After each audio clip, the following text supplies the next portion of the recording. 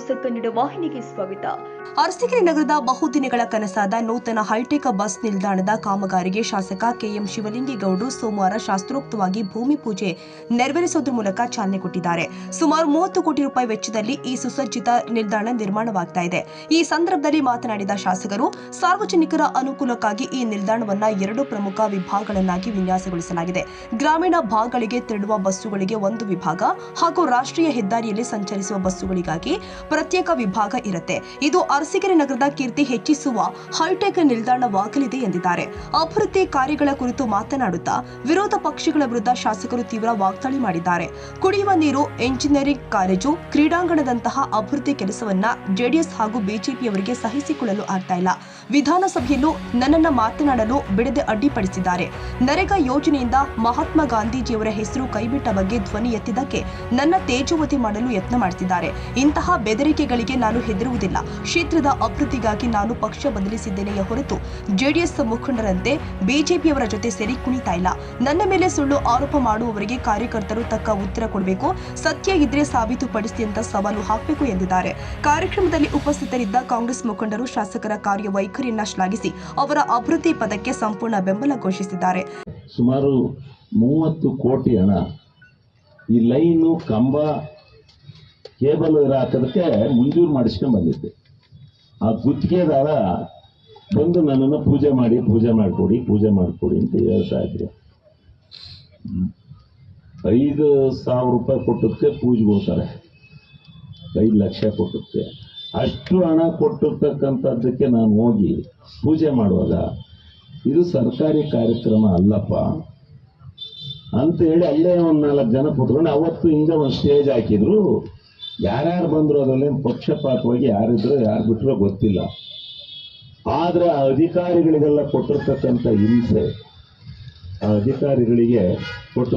ಹಿಂಸೆ, ಹೆಂಗ್ರಿ ನೀವು ಪ್ರೋಟೋಕಾಲ್ ಉಲ್ಲಂಘನೆ ಮಾಡಿದ್ರಿ, ಮಾಜಿ ಆದವ್ರನ್ನೆಲ್ಲ ಹೆಂಗ್ರಿ ಕುರ್ಚಿನೆಲ್ಲ ಹಂಗೆ ಹಿಂಗೆ ಅಂತ ಹೇಳಿ ಹಿಂಸೆ ಕೊಟ್ಬಿಟ್ಟಿದ್ದಾರೆ. ಅದಕ್ಕೋಸ್ಕರ ಇದು ಸರ್ಕಾರಿ ಕಾರ್ಯಕ್ರಮ ಅಲ್ಲ, ಪ್ರೋಟೋಕಾಲ್ ಕಾರ್ಯಕ್ರಮ ಅಲ್ಲ. ಗುತ್ತಿಗೆದಾರರು ವಿಘ್ನೇಶ್ವರನ ಪೂಜೆಗೆ ಒಂದು ಶಾಸ್ತ್ರೋಕ್ತವಾಗಿ ಕೆಲಸನ ಪ್ರಾರಂಭ ಮಾಡಲಿ ಅಂತ ಹೇಳಿ ಈ ಸಭೆ ಇಲ್ಲಿ ಸೇರಿರ್ತಕ್ಕಂಥದ್ದು. ಆದರೆ ನೀವು ಅತಿ ಹೆಚ್ಚಿನ ಸಂಖ್ಯೆನಲ್ಲೇ ಬಂದುಬಿಟ್ಟಿದ್ದೀರಿ. ಇದು ಕೆಲವರಿಗೆ ಕಸಿ ಬಿಸಿ, ಹೆಂಗಪ್ಪ ತಡ್ಕೊಳ್ಳೋದು ಅಂತೇಳಿ ಮಾತನಾಡ್ತಾರೆ. ಅದಕ್ಕೆ ನಾನು ಮೊದಲೇ ಹೇಳಿದೆ, ಈಗ ಏನಾಗಿದೆ ಅಂದರೆ ಇಲ್ಲಿ ಅರಸೀಕೆರೆ ಅಭಿವೃದ್ಧಿ ಆಗಬಾರದು. ಅಭಿವೃದ್ಧಿ ಆದರೆ ಕೆಲವು ಜನಗಳ ಆಸೆ ಈಡೇರಲ್ಲ. ಅದಕ್ಕೋಸ್ಕರ ಏನಾದರೂ ಮಾಡಿ ತಡೆ ಒಡ್ಡಬೇಕು ಅಂತ ಹೇಳಿ ಎಲ್ಲಿ ನೋಡಿದ್ರು ಇದ್ರ ಬಗ್ಗೆ ನನಗೆ ಗೊತ್ತು. ನಾನು ಅನುಭವಿಸ್ತಾ ಇರ್ತಕ್ಕಂಥ ಕಷ್ಟ ನನಗೆ ಗೊತ್ತು. ಆ ತೊಂದರೆನ ಸಿಗುತ್ತೆ, ಆ ತೊಂದರೆ ನಾನು ಏನು ಅನುಭವಿಸ್ತಾ ಇದ್ದೀನಿ ಅದು ಆ ಭಗವಂತನೇ ನನಗೆ ಗೊತ್ತು. ನಾನು ಬಾಯಿ ಬಿಟ್ಟು ಹೇಳ್ತಿರಲ್ಲ, ನುಂಗವಷ್ಟು ನುಂಗ್ತೀನಿ. ತಾಳ್ಮೆ ಮೀರಿದಾಗ ನುಂಗಕ್ಕಾಗಲ್ಲ, ಆಗದೇ ಇಲ್ಲ.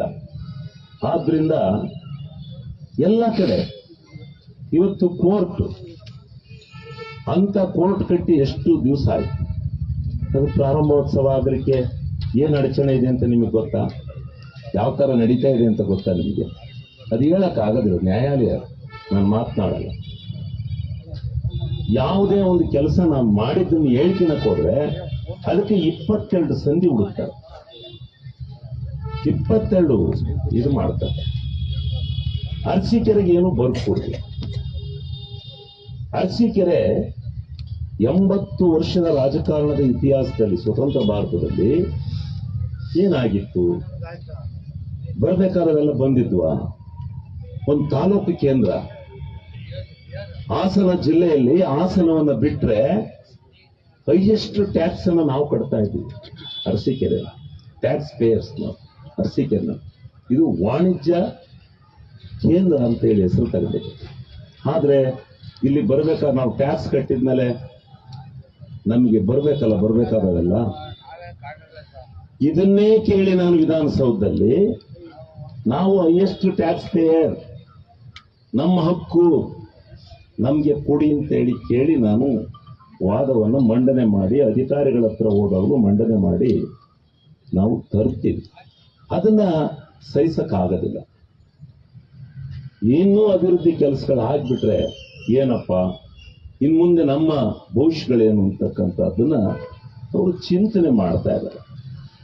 ಆದ್ರೆ ಜನ ಇಲ್ಲಿ ಅನುಭವಿಸ್ತಾ ಇರೋಂಥ ಕಷ್ಟ ಮುಂದೆ ಮತ್ತೂ ಗಲಾಟೆ ಮಾಡಿದಾಗ ನಮ್ ಕಡೆ ಇನ್ನೂ ಹೇಳ್ತಾರೆ ಹಿಂಗ ಆಡಿದ್ರೆ ನಮ್ ಕಡೆ ನಾಯಿ ಆಡ್ದಂಗೆ ಆಡ್ತಿ ಆಡ್ತಾರೆ ಅಂದೆ. ಏನ್ ತಪ್ಪು? ಯಾವ ಪದ?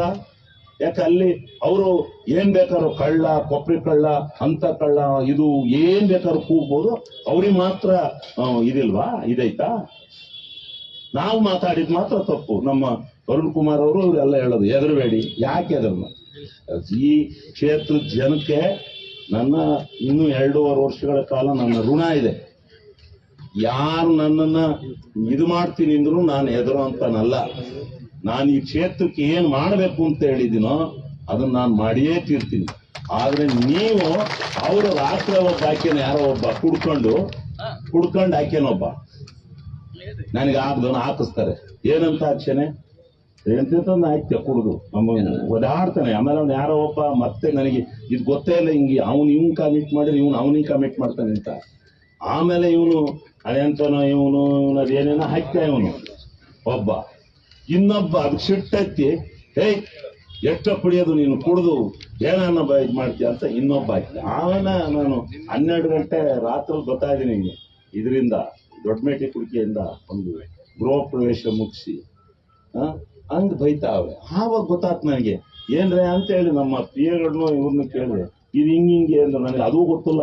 ಇದು ನನ್ನ ಹತ್ರ ಇದ್ದದ್ದು ಕೀಪ್ಯಾಡು.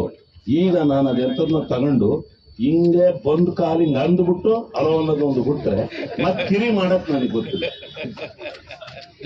ಇಲ್ಲಿ ಎದ್ದು ಕೂತಿದ್ದೆ. ಆಮೇಲೆ ನಾನು ನೆನ್ನೆಲ್ಲ ವಿಚಾರಣೆ ಮಾಡಿದಾಗ ಹೇಳ್ತಾರ ಅವರು, ಇದು ಫೇಸ್ಬುಕ್ ಅದೆಂತದೋ ಗ್ರಾಮು, ಅದು ಗ್ರಾಮು, ಇದು ಗ್ರಾಮು ಅಂತ ಆಗ ಹೇಳಿರು.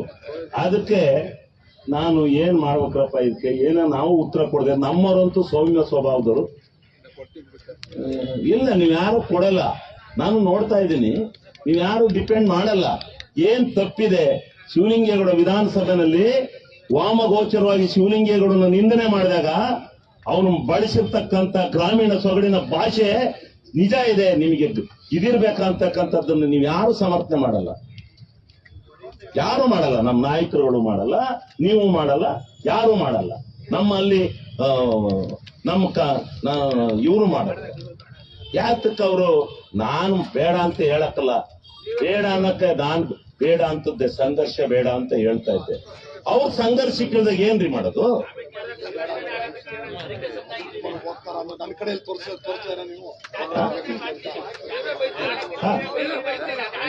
ನಾನು ಇಲ್ಲ ಇನ್ನು ಮುಂದೆ ಬೈಯಲ್ಲ, ಇನ್ನ ಬೈಯಲ್ಲ.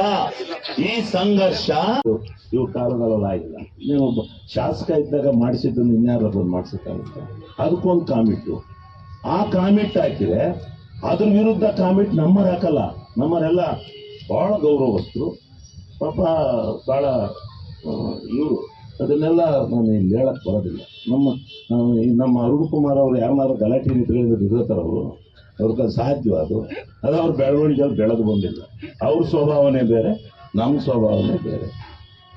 ಈ ರೀತಿ ನಡೀತಾ ಇರ್ತಕ್ಕಂಥ ಈ ರಾಜಕೀಯ ರಂಗದಲ್ಲಿ ನಾನು ಪಕ್ಷ ಬಿಟ್ಟು ಹೋದೆ. ನಿಜ. ಯಾತಕ್ಕೆ ಬಿಟ್ಟೆ ಪಕ್ಷನ? ಯಾತಕ್ಕೆ ಬಿಟ್ಟೆ? ನಾನು ಒಂದೇ ಒಂದು ಬೇಡಿಕೆನ ಪಾರ್ಟಿ ಮೀಟಿಂಗ್ ಅಲ್ಲಿ ಹೇಳಿದೆ. ಅರಸೀಕೆರೆ ತಾಲೂಕಿಗೆ ಒಂದು MLC ಕೊಡಿ. ಒಪ್ಕೊಂಡು, ಇಲ್ಲ ಯಾರೂ ಆಗಿಲ್ಲ ಸ್ವತಂತ್ರ ಭಾರತದಲ್ಲಿ, ಒಂದು MLCನ ಕೊಡೋಣ. ಈ ಸಾರಿ ಲೋಕಲ್ ಬಾಡಿ ಸೀಟ್ನ ನಮಗೆ ಕೊಡಿ, ನಾವು ಗೆದ್ಕೋತೀವಿ. ಕೊಡ್ತೀವಿ ಅಂತ ಹೇಳಿ ಕೊಡ್ಲಿಲ್ಲ. ಬಹಿರಂಗ ಸಭೆಯಲ್ಲಿ ಹೇಳಿ ಬಂದಲ್ಲ, ಇದನ್ನು ಕದ್ದು ಮುಚ್ಚಿ ಹೋಯ್ದಿನ ನಾನು. ಈ ಸಾರಿ ನಿಮ್ಗೆ ವೋಟ್ ಹಾಕೋದು. ಈ ಸಂದರ್ಭದಲ್ಲಿ ನಗರಾಭಿವೃದ್ಧಿ ಪ್ರಾಧಿಕಾರದ ಅಧ್ಯಕ್ಷ ಅರುಣ್ ಕುಮಾರ್, ನಗರಸಭೆಯ ನಿಕಟಪೂರ್ವ ಅಧ್ಯಕ್ಷ ಸಮೀವುಲ್ಲಾ, ಗ್ಯಾರಂಟಿ ಯೋಜನೆಯ ತಾಲೂಕು ಅಧ್ಯಕ್ಷ ಧರ್ಮಶೇಖರ್, ಕೆಪಿಸಿಸಿ ಸದಸ್ಯ ಶಶಿಧರ್, ಅಲ್ಪಸಂಖ್ಯಾತರ ಘಟಕದ ಉಪಾಧ್ಯಕ್ಷ ಗೌಸ್ ಖಾನ್, ನಗರಸಭೆಯ ಮಾಜಿ ಸದಸ್ಯರು, ನಾಮನಿರ್ದೇಶಿತ ಸದಸ್ಯರು ಹಾಗೂ ಗುತ್ತಿಗೆದಾರರು ಮತ್ತು ಕಾಂಗ್ರೆಸ್ ಕಾರ್ಯಕರ್ತರು ಉಪಸ್ಥಿತರಿದ್ದರು.